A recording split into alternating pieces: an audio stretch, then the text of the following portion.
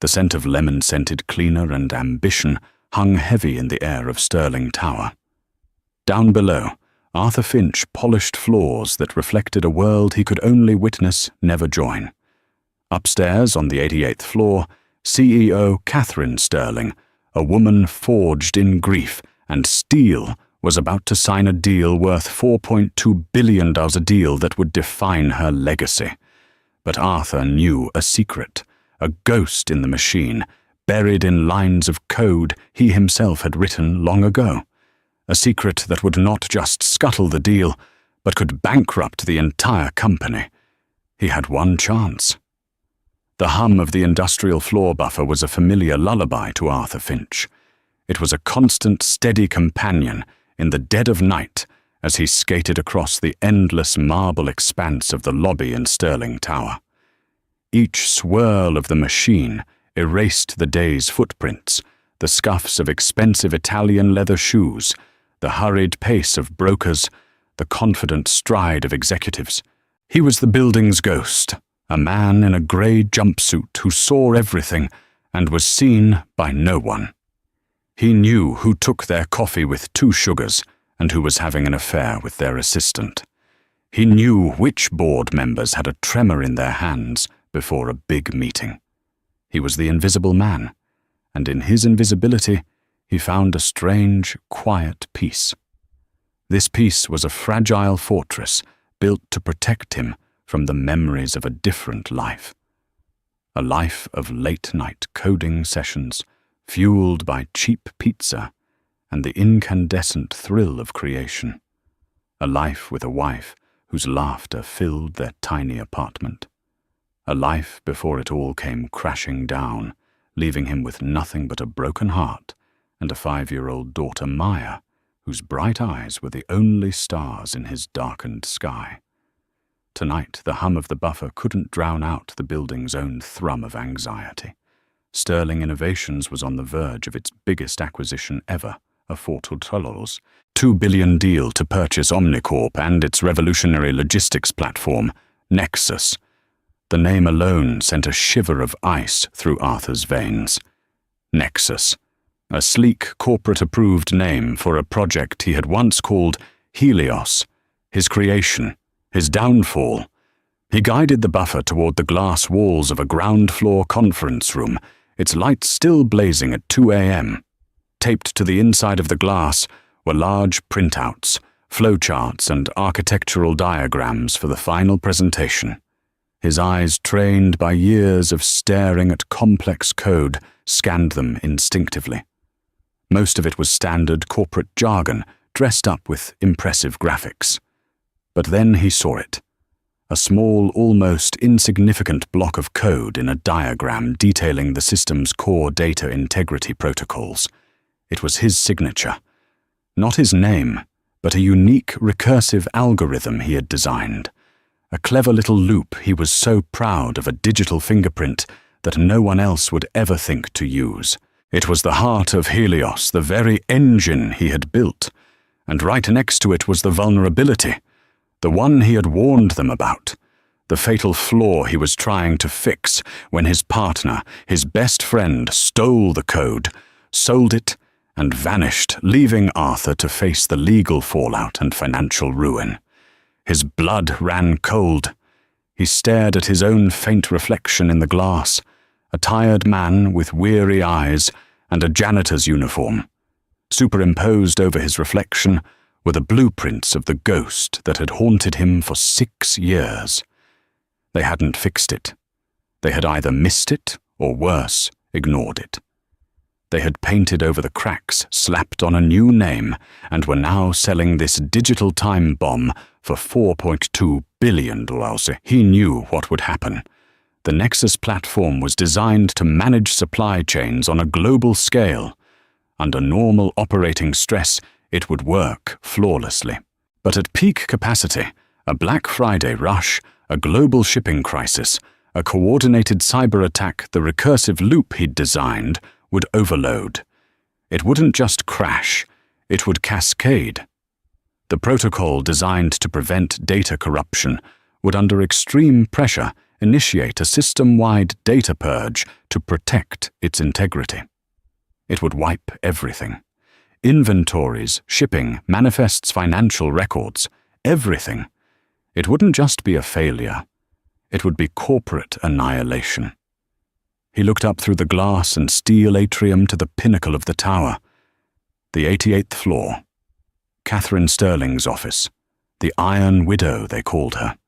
She'd taken over after her husband, the legendary David Sterling, had died suddenly 2 years ago. The whispers in the hallways said she was ruthless, brilliant, and emotionally detached, a perfect machine to run a multi-billion-dollar empire. Arthur's hands tightened on the handle of the buffer. He could say nothing. He could clock out in the morning, go home to Maya, make her pancakes, and pretend he hadn't seen the schematics for Armageddon. He had a steady, if meager, paycheck. Health insurance for Maya's asthma. Why risk the only stability he had left to warn a woman who wouldn't even know his name to save a corporation that represented everything that had destroyed his life? He shut off the machine. The sudden silence was deafening.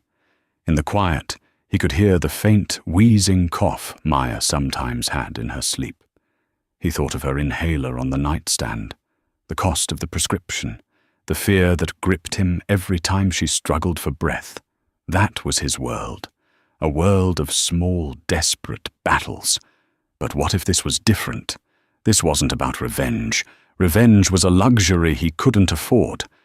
This was about decency, about the thousands of other people, truck drivers, warehouse workers, administrative assistants whose lives would be shattered when Nexus imploded. People like him. He looked at his reflection again. The janitor. The ghost. He had spent 6 years trying to be invisible. But tonight, standing before the echo of his own creation, he knew he had to be seen. He had to find a way to get to the 88th floor and warn the Iron Widow before she signed the death warrant of her own company.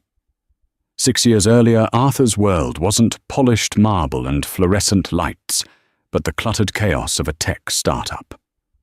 The office was his and his partner's shared garage, a space that smelled of stale coffee, soldering fumes, and boundless optimism. His partner, Gregory Shaw, was the business mind, charismatic, smooth, a master of the pitch deck and the firm handshake. Arthur was the architect, the builder. He spoke in Python and C++, his creativity flowing not onto a canvas, but into the elegant, intricate architecture of code. His masterpiece was Helios. It wasn't just a logistics program, it was a predictive, self-correcting neural network. It could anticipate supply chain disruptions before they happened, rerouting global shipments based on weather patterns, political instability, or even social media trends. It was brilliant. It was their ticket out of the garage and into the big leagues. The heart of Helios was Arthur's recursive data integrity algorithm. He called it the Guardian Protocol. In theory, it was beautiful. If the system detected a data breach or catastrophic error, it was designed to isolate the corrupted sector and purge it to save the whole. It was a digital amputation to prevent the spread of gangrene. But as their simulations became more complex, Arthur discovered a terrifying anomaly. Under a specific high-stress data threshold, a 1 in a million perfect storm of inputs, the protocol misidentified the entire system as a corrupted sector. The Guardian would turn into an executioner. "We have to rebuild the core," Arthur had told Gregory, pointing at lines of code on his monitor. "The logic is flawed. It's a back door to self-destruction." Gregory had waved it off. "It's a theoretical edge case, Art. The odds are astronomical. We have a meeting with Omnicorp investors next week. We can't tell them our revolutionary system has a self-destruct button. We'll patch it after we get the funding." Arthur had trusted him. Gregory was his best friend since college, the best man at his wedding. While Arthur worked feverishly on a new, safer architecture, Gregory handled the business side. The meetings went well. In fact, they went too well. One Monday morning, Arthur arrived at the garage to find it empty. The servers were gone. Gregory's desk was cleared out. A curt legal notice was taped to the door. His partnership had been dissolved. A check for a paltry sum was enclosed, along with a non-disclosure agreement that Gregory had cleverly embedded in their initial partnership contract. He tried to call. The number was disconnected. He drove to Gregory's apartment. It was empty. A week later, he read a press release online. Omnicorp had acquired a groundbreaking logistics platform called Nexus from a brilliant rising star in the tech world, Gregory Shaw. The article praised Gregory's solo genius. Arthur's name was nowhere to be found. The betrayal was a physical blow, but the consequences were a slow, crushing avalanche. The legal fees to fight a losing battle drained their savings. The stress took a toll on his wife, Jessica. An underlying heart condition, exacerbated by the relentless pressure, worsened suddenly. 6 months later, Arthur was a widower and a single father, his brilliant career a pile of ashes. He took the first job he could find that offered stable hours and didn't require him to think, to create, to dream. He became a janitor at Stirling Tower, a place so far removed from his old life, he felt safe. Anonymity was his shield. Now, standing in the lobby, the shield felt like a cage. He had seen Gregory Shaw's face just last week. He hadn't recognized Arthur, of course. Why would he? Arthur was just part of the scenery. But Arthur had recognized him. Gregory, now a slick executive vice president at Sterling Innovations, was escorting the Omnicorp team into the elevator.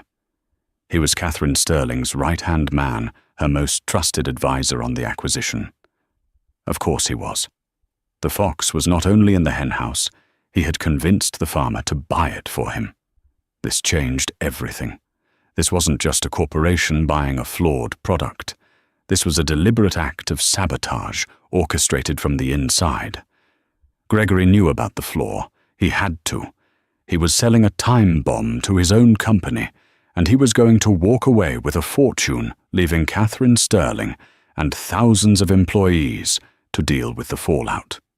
He was finishing the job he started 6 years ago, destroying everything Arthur had built, this time on a scale he could never have imagined. Arthur's mind raced, connecting the dots. Gregory must have buried the flaw deep, knowing no standard due diligence would find it. It was too esoteric a ghost, visible only to its creator. He was counting on no one ever looking that closely. He was counting on Arthur Finch remaining invisible. A surge of adrenaline, cold and sharp, cut through Arthur's fear. This wasn't just about decency anymore. This was personal. It was for Jessica, whose memory had been tarnished by the fallout of Gregory's betrayal. It was for the stolen code, the life that was ripped away. And most of all, it was for Maya. He couldn't protect her from the grief of losing her mother or the hardship of their life, but he could show her what her father was truly made of. He wouldn't let a man like Gregory Shaw win. Not again. He took out his employee ID card and scanned it at the service elevator. The elevator that went from the sub-basement to the penthouse, carrying cleaning supplies, maintenance equipment, and tonight a ghost with a message. As the doors slid shut, he took a deep breath. The janitor was clocking out. Arthur Finch, the man who built Helios, was about to make his return. The service elevator was a rattling metal box, a world away from the silent wood-paneled express lifts used by the executives. It smelled of grease and disinfectant. With each shuddering floor it passed, Arthur's resolve hardened, even as his heart hammered against his ribs like a trapped bird. 75, 796, 797. He had a plan, albeit a flimsy one. He would get off on the 87th floor, the executive kitchen, and use the service stairs to get to the 88th. He knew the security guard's routine up there. Barry was a kindly older man who spent most of his graveyard shift watching old westerns on a small tablet. If he was lucky, he could slip past. But what then? What would he say? "Excuse me, Mrs. Sterling, I know I'm the guy who empties your trash, but your $4.2 billion deal is a fraud." They would think he was insane. Security would have him on the pavement before he could utter the word algorithm. He needed proof. His mind churned. The diagrams in the conference room. His phone was a cheap 5-year-old model with a cracked screen, but the camera worked. He jabbed the button for the ground floor. The elevator groaned in protest and began its slow descent. His stomach lurched with it. This was madness. Every instinct screamed at him to flee, to take his meager paycheck and disappear back into the shadows. But the image of Gregory Shaw's smug face flashed in his mind. He remembered Gregory at his wedding, clapping him on the back and calling him a brother. The memory was a spur driving him on. The elevator doors opened to the silent lobby. He hurried back to the conference room, his rubber-soled shoes squeaking on the marble. He held his phone up to the glass, his hands shaking so much the first few pictures were blurry. "Steady, Arthur. Steady," he whispered to himself. He took a deep breath like he did when helping Maya with her inhaler and methodically photographed every diagram, every chart, every snippet of code. He zoomed in on the section with his unique algorithm, the digital fingerprint. That was his smoking gun. Phone safely in his pocket, he rode the service elevator back up. This time there was no turning back. As the numbers climbed, he tried to piece together the words he would use. He wouldn't be a frantic janitor. He would be a systems architect. He would speak with the authority of the man who created the very thing they were buying. He had to make them believe him. The elevator shuddered to a halt at 87. The doors opened to the pristine, stainless steel gleam of the executive kitchen. It was empty, the scent of yesterday's gourmet coffee still hanging in the air. He slipped through the door to the service stairs, his heart pounding in the enclosed concrete space. He crept up the final flight of stairs, the fire door to the 88th floor looming above him. He pressed his ear to the cold metal. He could hear the faint, muffled sound of voices. They were still there. The deal was still live. He eased the door open a crack. The hallway was empty. He could see Barry the security guard at his desk down the hall, his back to Arthur, the tinny sound of gunshots from his tablet just audible. To the left was the entrance to the main boardroom. The grand double doors of carved mahogany were slightly ajar. Arthur slipped out of the stairwell, moving with a practiced silence, born of years of cleaning around sleeping security guards. He flattened himself against the wall, inching his way toward the boardroom doors. The voices grew clearer. A few minor concessions on the patent indemnification, but it's trivial. A smooth, confident voice said, "Dorian Vance, CEO of Omnicorp." Arthur had seen his picture in the business journals left in the break rooms. "The markets will react positively at the opening bell. This move solidifies our position as the undisputed leader in global logistics for the next decade," another voice said. Gregory Shaw. The sound of his voice made the hair on Arthur's arms stand up. Then a woman's voice, crisp, clear, and commanding. "Gentlemen, my team has done its due diligence. I'm satisfied. Let's get this done." Catherine Sterling, the Iron Widow. Arthur peeked through the crack between the doors. The scene was like something from a movie. A long, polished table reflected the glittering city lights outside. Catherine Sterling sat at its head, a pen in her hand, poised over a thick stack of documents. She was younger than he expected, with sharp, intelligent features and dark hair pulled back in a severe bun. She radiated an aura of absolute control. Seated around her were Dorian Vance, Gregory Shaw, and a phalanx of lawyers. Shaw pushed a final page toward her. "Just your signature here, Catherine, and we can toast to the future of Sterling Innovations." This was it. The point of no return. His meticulously planned quiet entry was useless. It was now or never. He took one last, ragged breath. He thought of Maya, sleeping peacefully, unaware of the seismic shift her father was about to trigger. He thought of Jessica and the promise he'd made to always do the right thing, no matter how hard. He pushed the heavy mahogany door open. It swung inward with a soft, expensive whoosh. Every head in the room snapped toward him. 20 pairs of the most powerful eyes in the city were suddenly fixed on the janitor in the grey, worn-out jumpsuit. The clatter of his work boots on the marble floor was like a gunshot in the cathedral-like silence. Dorian Vance's smile froze. The lawyers looked baffled. Gregory Shaw's face, however, went through a rapid, sickening series of transformations, from confusion to disbelief, to a pale, slack-jawed horror of recognition. Arthur's eyes met Catherine Sterling's. They were a cool, assessing shade of blue, and for a moment they held no anger, only surprise. He opened his mouth, his throat dry as dust. "Mrs. Sterling," he said, his voice hoarse but clear. "Forgive me. My name is Arthur Finch." He took another step into the room, holding up his hands, as if to show he meant no harm. "Don't sign that deal." The room didn't just fall silent. It felt as if all the air had been sucked out of it. The 21 people in the penthouse boardroom seemed to be frozen in a tableau of disbelief. Lawyers paused with pens mid-air. Dorian Vance's charming smile had curdled into a mask of contemptuous confusion. And Catherine Sterling's hand, the one holding the pen that would move billions of dollars, hovered a mere inch above the signature line, motionless.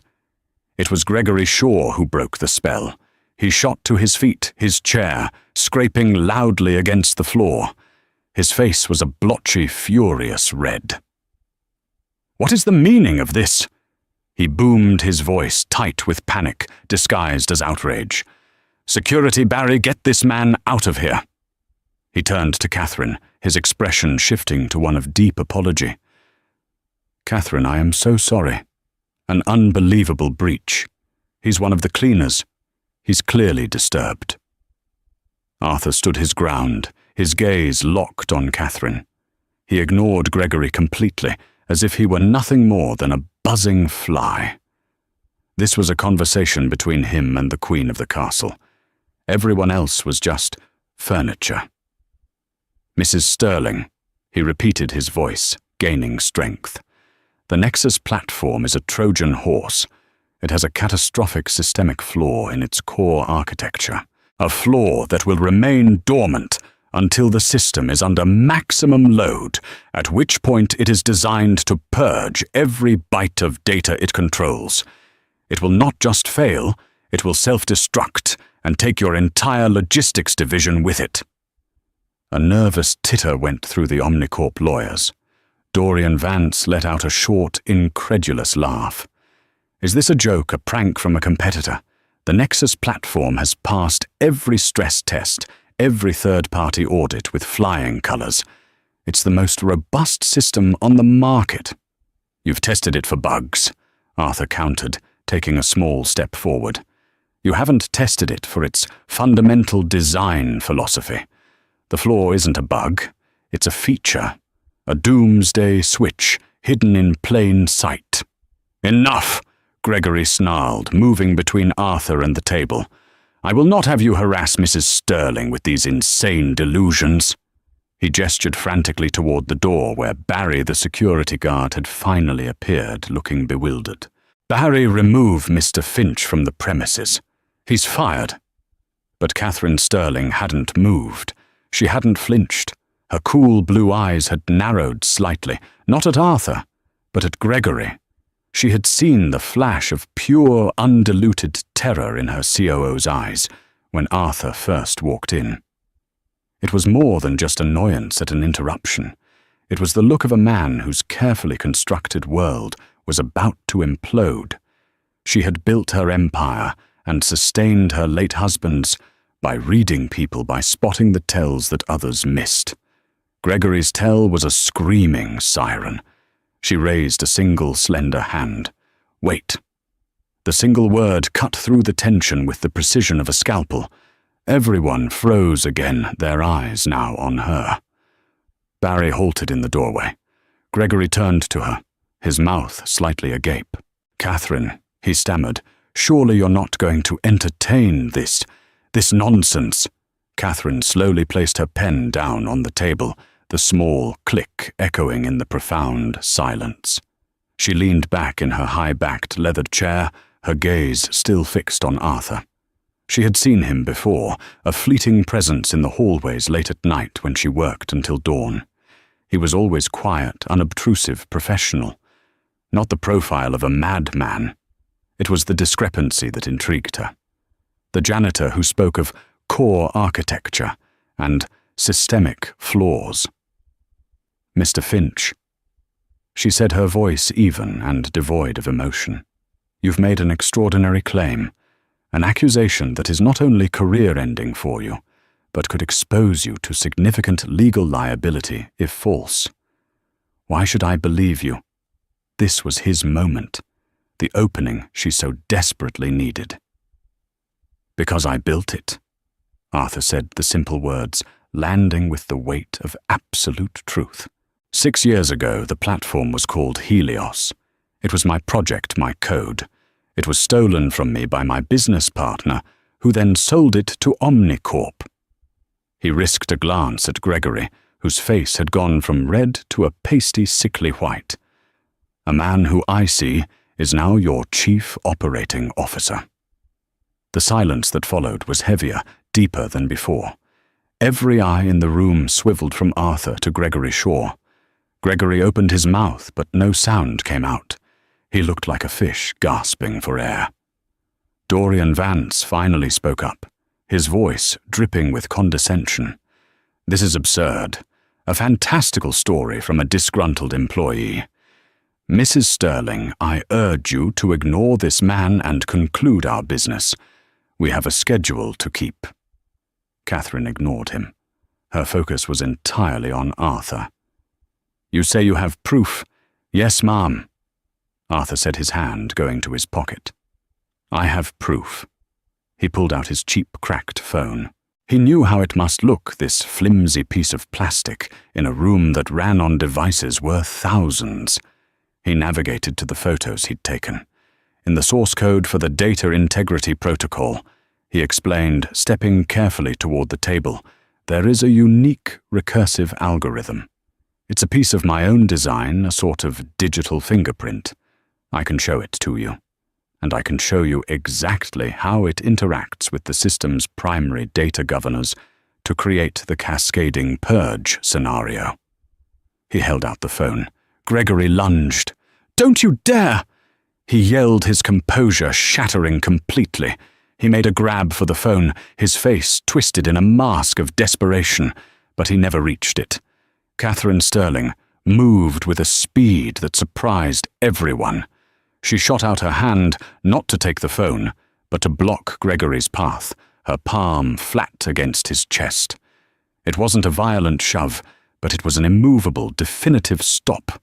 "Gregory," she said, her voice dropping to a dangerously quiet level. "Sit down."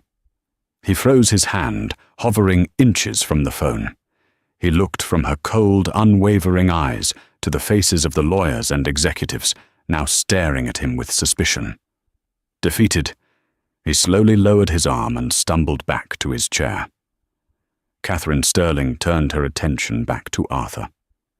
She didn't look at the phone. She looked at his eyes. She saw the exhaustion there, the years of hardship. But she also saw an unshakable conviction, a desperate integrity. It was the same look her husband David used to have when he knew he was right against all odds.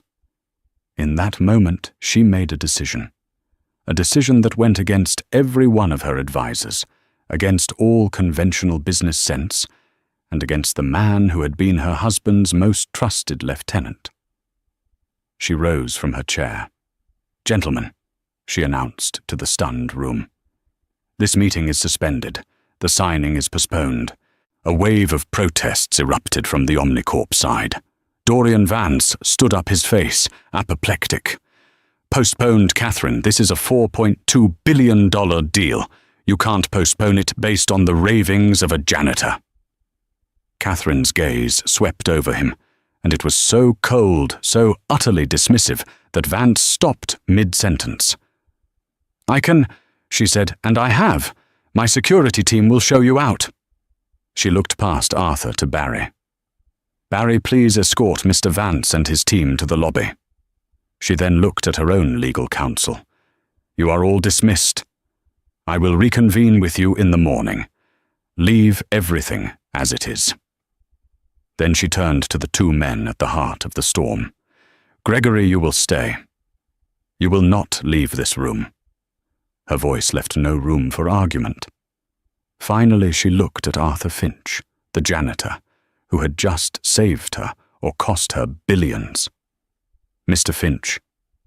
Catherine Sterling said, her voice now calm and measured. "You and I are going to my office. You're going to tell me everything." Catherine Sterling's office was less a workspace and more a command center. One wall was a floor-to-ceiling window offering a godlike view of the city lights. Another was dominated by a massive, sleek whiteboard. The furniture was minimalist, expensive, and unforgiving. There was no clutter, no personal photos, only an atmosphere of pure, distilled focus. She closed the door, shutting out the stunned and angry murmurs from the boardroom. She gestured not to a chair, but to the whiteboard. "Show me," she said. It wasn't a request. Arthur, still reeling from the sudden turn of events, walked to the board and picked up a black marker. The cool, smooth plastic felt unfamiliar in his calloused hand, a relic from a life he thought was long buried. For a moment, his mind was a blank canvas like the board in front of him. Then he took a breath, and the old instincts took over. He began to draw. Flowcharts, server architecture lines of pseudocode. The language he hadn't spoken in 6 years came pouring out of him. He mapped out the entire Nexus system from memory, his hands flying across the white surface. He diagrammed the Guardian protocol, circled the recursive loop, and drew arrows showing the data flow under normal stress versus the perfect storm scenario. "It's about logarithmic scaling," he explained, his voice gaining confidence as he slipped back into his element. "The system is designed to handle arithmetic increases in traffic, but a logarithmic spike, the kind you get during a coordinated denial-of-service attack or a flash market crash, overwhelms the primary buffers. The Guardian protocol sees the data overflow not as a traffic jam, but as a system-wide corruption. Its only directive is to protect the core, amputate to save the patient. But in this case, the patient is the limb. It purges everything, every last kilobyte. Catherine watched her arms crossed, her expression unreadable. She didn't interrupt. She just listened, her sharp eyes following every line he drew. She may not have been a coder, but she understood logic systems and points of failure. And what Arthur was describing was an act of elegant, terrifyingly brilliant sabotage. When he was finished, the whiteboard was covered in a complex web of diagrams and equations. It was the confession of a machine written by its creator. Arthur stepped back, his chest heaving slightly, the marker still in his hand. Catherine was silent for a long minute, studying the board. The due diligence team ran hundreds of simulations. They're the best in the business. Why didn't they find this? Because they wouldn't know what to look for, Arthur replied. The trigger conditions are too specific. You'd have to simulate not just high traffic, but a very specific type of high traffic, hitting multiple nodes in a precise sequence. It's like a combination lock. Unless you know the numbers, you'll never open it. Gregory Shaw knows the numbers. Because I'm the one who told him. Catherine's gaze flickered toward the door behind which her COO was being detained. He knew about this flaw when he recommended the acquisition. He didn't just know. Arthur said, his voice laced with the bitterness of a 6-year-old wound. He was counting on it. Omnicorp's tech is aging. They needed a massive cash infusion. They sell this lemon to Sterling Innovations. Gregory gets a huge payout for facilitating the deal, and a year or two down the line when the system implodes, he's long gone, and Omnicorp can claim it must have been a failure of implementation on Sterling's part. They get their money, and you get the blame. Catherine walked over to her desk and pressed a button on her intercom. Anya, please come to my office. Now. A moment later, a woman with sharp, intelligent eyes and streaks of silver in her dark hair entered the office. Dr. Anya Sharma was Sterling's head of cybersecurity and R&D, one of the few people David Sterling had hired personally and whom Catherine trusted implicitly. She was a legend in the industry, a woman who thought in firewalls and encryption keys. Anya's eyes widened slightly at the sight of Arthur in his janitor's uniform, then focused on the complex diagrams covering the whiteboard. She walked toward it, her brow furrowed in concentration. Mr. Finch, this is Dr. Sharma, Catherine said. Dr. Sharma, Mr. Finch, has some concerns about the Nexus platform. Anya spent the next 10 minutes scrutinizing the board. She didn't speak. She just absorbed her eyes, tracing the paths Arthur had drawn. She would occasionally hum to herself, or narrow her eyes at a specific junction in the flowchart. Arthur stood by his hands, clasped behind his back, feeling like a student defending his thesis. Finally, Anya turned around. She looked at Arthur, then at Catherine. It's theoretically possible, she said, her voice measured. It's diabolical, but it's sound in its twisted logic. The code is elegant in its destructiveness. I've never seen anything like it. If this architecture is accurate, our standard stress tests would have flown right over it. They'd be looking for cracks in the walls, not a demolition charge built into the foundation. Can you verify it? Catherine asked. I can, Anya said. But I need access to the Nexus source code, the full unredacted codebase that Omnicorp provided. Get it, Catherine ordered. Use my terminal. I want you to build a simulation based on Mr. Finch's parameters. I want to know if this is theory or reality. And I want to know now. Anya nodded, her expression grim. It'll take a couple of hours to isolate the code and run the simulation. You have one, Catherine said. As Anya got to work on Catherine's state-of-the-art computer terminal, Catherine turned back to Arthur. For the first time, a flicker of something other than steely control crossed her face. It looked like weary respect. Mr. Finch, she began. While we wait, why are you a janitor? Arthur hesitated. The story was so personal, so full of pain. But after the night, he'd had the last of his shields were down. He told her everything.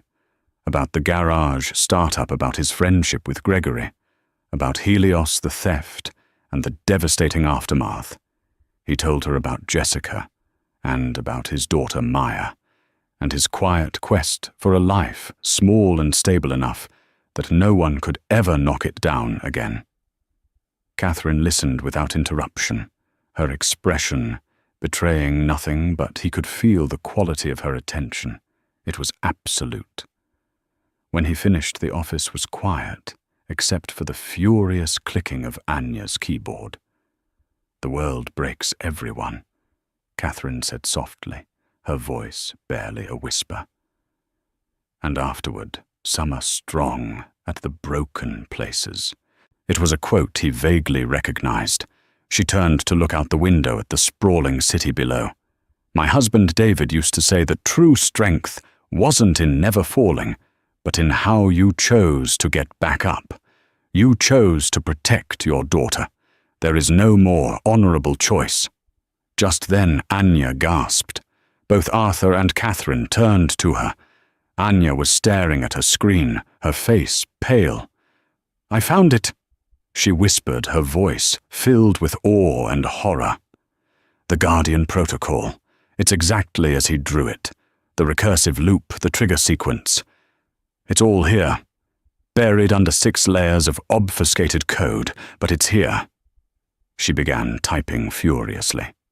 "Running the simulation now, using the exact parameters Mr. Finch described." For the next 5 minutes, the only sound was the hum of the computer and their own ragged breathing. A progress bar crept across the screen. 10%, 40%, 70%. At a 99%, the simulation froze. A single line of red text flashed onto the screen. Cascade event initiated system purge in 3, 2, 1. The screen went black, then filled with a scrolling log of data deletion. Deleting financial records. Success. Deleting inventory database. Success. Deleting client manifests. Success. It was all there. A complete simulated corporate extinction event. Anya leaned back in her chair, looking stunned. "My God," she breathed. "He was right. It's real." Catherine Sterling stared at the screen, her face ashen. The $4.2 billion deal she was moments away from signing wasn't an acquisition. It was a meticulously planned execution. She looked from the screen to Anya, and then to the janitor who had just saved her empire. A cold, quiet fury began to build in her eyes. It was time to deal with the traitor in the boardroom. Catherine Sterling walked back into the boardroom with the calm, deliberate pace of a stalking predator. Her face was a mask of cold fury. Behind her, Arthur and Anya followed the latter, holding a tablet displaying the damning simulation results. The atmosphere inside was thick with resentment and stale coffee. The Omnicorp team was gone, but Gregory Shaw remained slumped in his chair under the watchful eye of the security guard Barry. The lawyers from Sterling's own team were huddled in a corner, whispering anxiously.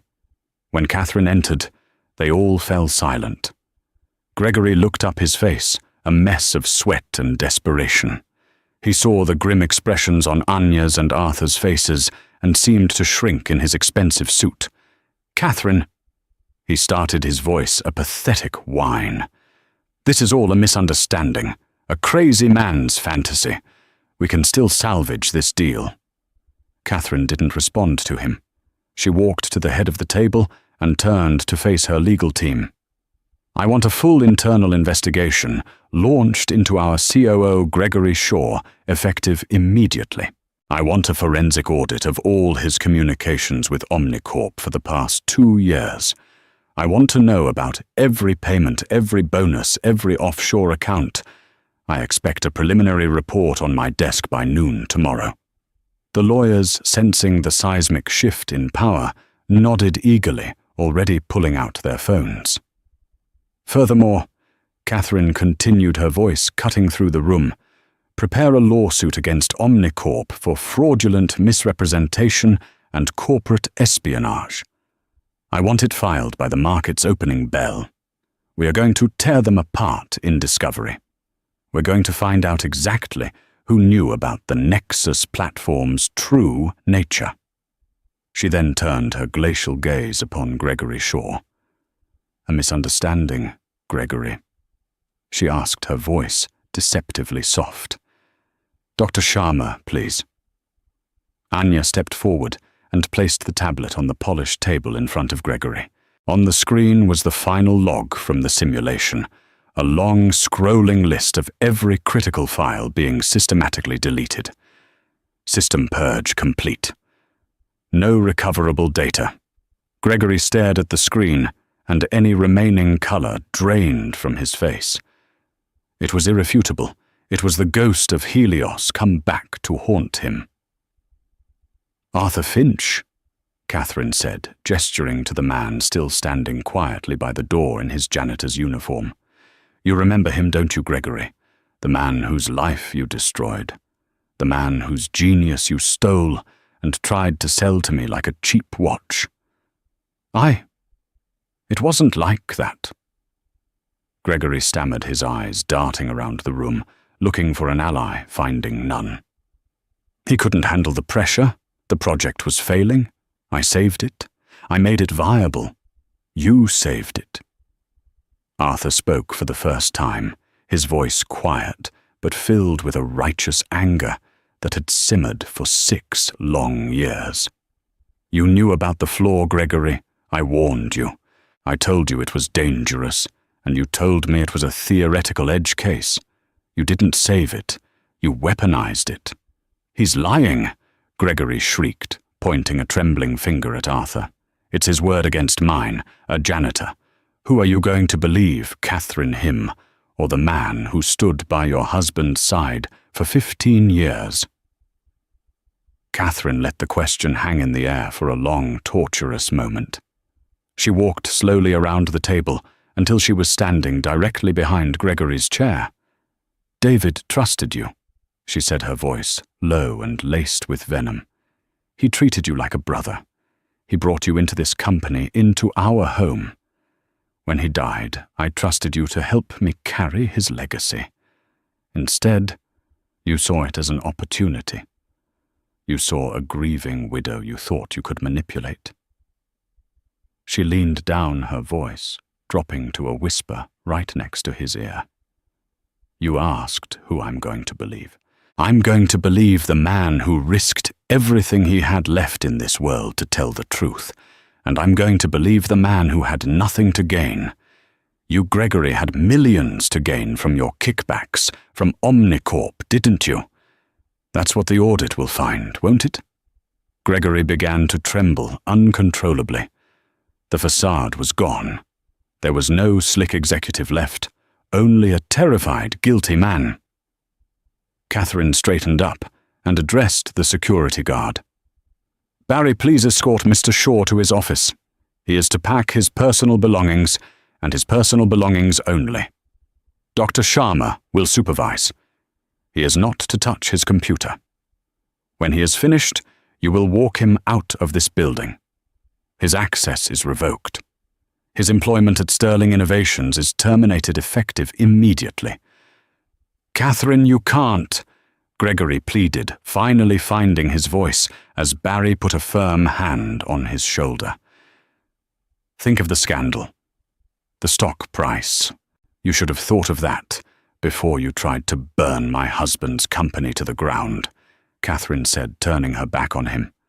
It was the ultimate dismissal. As Barry led the now sobbing Gregory Shaw from the room, Catherine faced her remaining staff. The aura of the grieving widow was gone, replaced by the decisive, powerful leader she had been forged to be. The Iron Widow moniker no longer felt like an insult. It felt like a title she had earned. Clean this up, she commanded her lawyers, and get me Dorian Vance on the phone. I believe he and I have a few things to discuss before the sun comes up.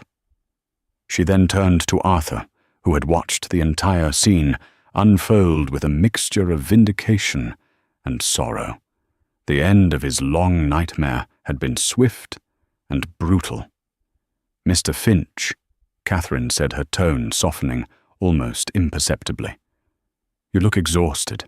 Come with me. Let's get you some coffee. There's one more thing we need to discuss your future.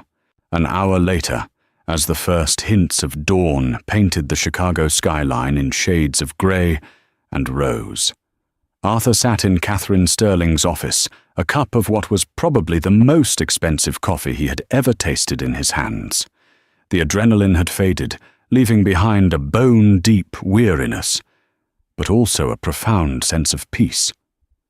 The ghost of Helios had finally been laid to rest. Catherine sat opposite him, not behind her imposing desk, but in a simple armchair, creating an atmosphere of quiet partnership. She had finished her call with Dorian Vance, a conversation that, from what Arthur could overhear, was short, brutal, and ended with the Omnicorp CEO sounding considerably less confident than he had a few hours prior. "Their board is convening an emergency session," Catherine said, setting down her own cup. "Their stock will likely be suspended by morning. You didn't just save my company, Mr. Finch. You exposed a massive corporate fraud." Arthur just nodded, unsure of what to say. He felt like a man who had stepped out of his own life and into someone else's. "I've had Dr. Sharma run a preliminary background check on you." Catherine continued her tone, businesslike again. "Your academic record is impeccable. Your early work on predictive analytics was years ahead of its time. What Gregory Shaw did to you wasn't just theft. It was a crime against innovation." She paused, her gaze direct and unwavering. "Sterling Innovations has a vacancy for a chief operating officer. But that's not what I'm going to offer you. Frankly, you're better than that. I am creating a new division, the Systems Architecture and Security Division. It will report directly to me, and its purpose will be to vet every piece of technology we acquire or develop, and to create our own next-generation platforms. It will be our shield and our sword." She leaned forward slightly. "I want you to run it. Not as an employee, but as a senior partner. I want you to build the things you were meant to build without fear of betrayal. I want you to build the real Helios here with the full resources of Sterling Innovations behind you.